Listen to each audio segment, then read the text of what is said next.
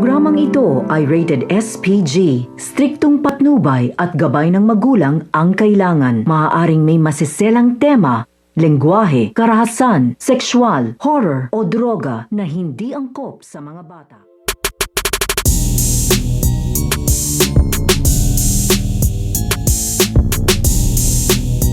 Ang pagbabalik nito nga si Mara. So ito nga si Mara ay nagbabalik na nga ito at sa kanyang pagbabalik ay manhiningil nga ito dito nga kay Lolita, dito nga kay Armando dahil nagkakagulo na nga rin dito nga sa palasyo at umalis na nga dito ng tuluyan ito nga si Lily at hindi na nga niya dito sinama ito nga si Lolita, dito nga si Armando ay tuluyan na nga rin aalis dito ito nga si Lolita, dito nga si Armando dahil delikado nga rin daw ang buhay nga daw nila dito nga daw sa palasyo